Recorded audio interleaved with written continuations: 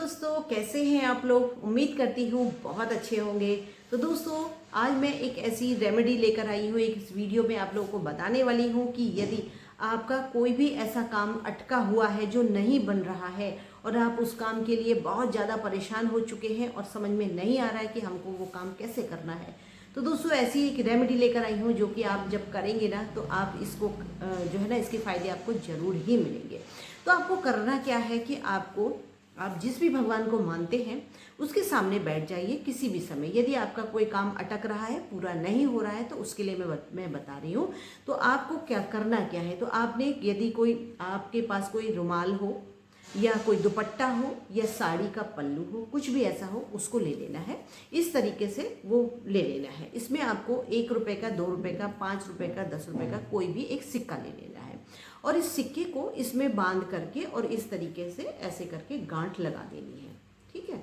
और गांठ लगाते लगाते आपको अपने उस ईष्ट से, जिसके सामने आप बैठ कर के गांठ लगा रही हैं,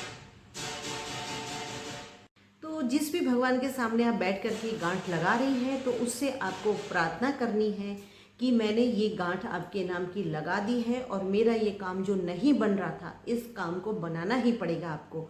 और ये कह के उसको, उस दुपट्टे को, उस रुमाल को, उस साड़ी को आपको रख देना है जब तक कि वो काम आपका पूरा नहीं हो जाता है। तो दोस्तों यकीन मानिएगा, ये छोटी सी रेमेडी है, 100% काम करती है।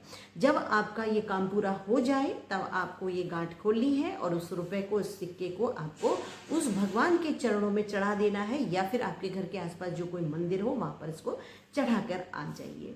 तो दोस्तों अब बात करते हैं दूसरी रेमेडी की कि हमारा यदि काम नहीं बन रहा है तो उसको हम कैसे और दूसरे तरीके से हम पूरा कर सकते हैं। तो दोस्तों आपको अपने घर के दरवाजे पर एक दिया लगाना है, वो भी सरसों के तेल का, लंबी बत्ती का आपको दिया लगाना है और वो आपको लगाना है अपने घर के दक्षिण दिशा की तरफ लगाना है।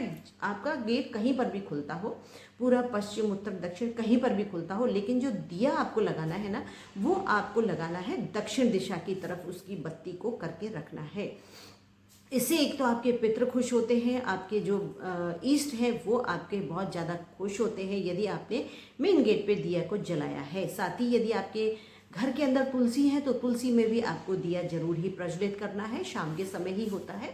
तो दोस्तों इन छोटी छोटी चीज़ों से ना आपके घर की पॉजिटिविटी बढ़ती है, आपको अच्छा लगता है। साथ ही दोस्तों शाम के समय में आप अपने घर के मंदिर में दिया जरूर जलाइए, सुगंधित अगरबत्ती जरूर जलाइए। साथ ही आप अपने घर में किसी भी भगवान के मंत्रोच्चारण से, भजनों से अपने घर को बहुत अच्छा सा एक पॉजिटिव वाइब्रेशन दीजिए। दूसरी बात, शाम के समय में आप अपने घर के हर एक कोने को रोशनी करिए। आपका स्टोर हुआ, टॉयलेट हुआ, बाथरूम हुआ, मेन गेट हुआ, कमरे हुए, किचन हुए, हर जगह आपको लाइटिंग करनी है। सारे घर की लाइटों को ऑन करना है जिस समय दोपहर मिल रहे होते हैं, क्योंकि कहते हैं कि जब अंधेरा होने वाला होता है तब नेगेटिविटी ना अपने चरम सीमा पे होती है, क्योंकि उसको कोई ना कोई ऐसी जगह चाहिए होती है उस नेगेटिविटी को, और वो नेगेटिविटी सबसे ज़्यादा अंधेरे की तरफ भागती है। तो इसलिए आपके घर में यदि कहीं पर बल्ब नहीं है, रोशनी नहीं है और आपको लगता है कि वहाँ पर अंधेरा रहता है, तो आप वहाँ पर एक दिया प्रज्वलित कर दीजिए, एक अगरबत्ती जला करके रख दीजिए। दोस्तों यकीन मानिएगा, वो कोना भी आपका ना एकदम रोशनी से मतलब बहुत अच्छा लगने लगता है।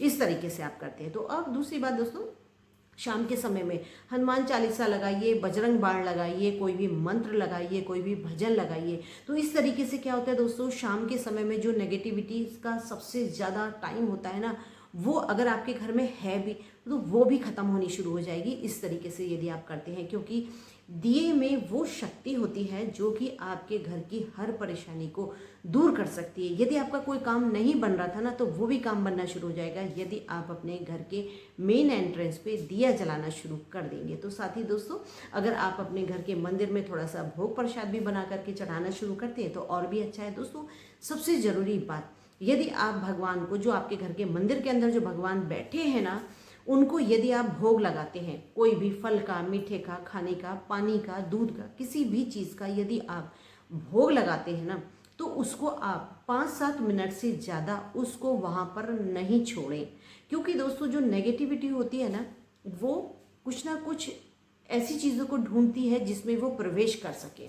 तो जितना आपका खाना उघड़ा हुआ रहेगा, मंदिर के सामने उघड़ा हुआ रहेगा, वहाँ पर आपका 5-7 मिनट से ज़्यादा वो भोग प्रसाद को नहीं रखना है, रखिए। उसके बाद प्रार्थना करिए, उसके बाद आपको वहाँ से वो उठा लेना है और अपने घर के अंदर, जो किचन के अंदर जो भी आपने भोग प्रसाद बनाया था ना, उसमें ही आपको वापस लौट देना है। साथ ही यदि आप भोग प्रसाद चढ़ा रहे हैं ना, तो इसमें आपको एक तुलसी का पत्ता जरूर डालना है, क्योंकि तुलसी के पत्र में वो ताकत होती है कि वो अगर आपके घर में कोई नेगेटिविटी उस खाने में प्रवेश करना चाहती है ना, तो वो प्रवेश नहीं कर पाती है। तो इसलिए यदि आप ऐसा करते हैं तो एक तुलसी का पत्र जरूर ही उसमें डालिए। साथ ही उस तुलसी पत्र को के साथ ही उस भोग प्रसाद को अपने खाने में मिला दीजिए, तो आपका जो खाना है वो प्रसाद बन जाएगा, वो अमृत बन जाएगा। साथ ही दोस्तों, जब आप किचन में खाना बना रहे हैं, नाश्ता बना रहे हैं, तो अपने फ़ोन में हल्की आवाज़ करके कोई भी भजन, कोई भी मंत्र, कुछ भी ऐसे अपने किचन में लगा करके ज़रूर ही छोड़िए। उससे आपका खाना जो है ना, वो एक प्रसाद बन जाता है, भोग प्रसाद बन जाता है, जो कि आपके घर में तरक्की बरकत देता है। साथ ही उस खाने से यदि आपके फैमिली मेम्बर को कोई नुकसान होने वाला था ना, वो नहीं होगा, क्योंकि उसमें आपने उन मंत्रों का, उन भजनों का जो समावेश है ना, वो उस खाने में डाल दिया है। साथ ही अपने पॉजिटिव वाइब्स के साथ खाना बनाइए, गुस्से में नहीं बनाना है, आपको इरिटेशन में खाना नहीं बनाना है, क्योंकि आप जिस भाव से खाना बनाते हैं वैसा ही स्वास्थ्य आपके घर के फैमिली मेम्बर का भी होता चला जाता है। तो इसलिए खाना और पानी, वो दो चीज़ें ऐसी होनी चाहिए जो कि आप बनाएं, शुद्ध मन से बनाएं, प्यार के साथ बनाएं, ताकि वो खाना आपके घर वालों के लिए भी एक औषधि की तरह बन जाए, एक प्रसाद की तरह बन जाए।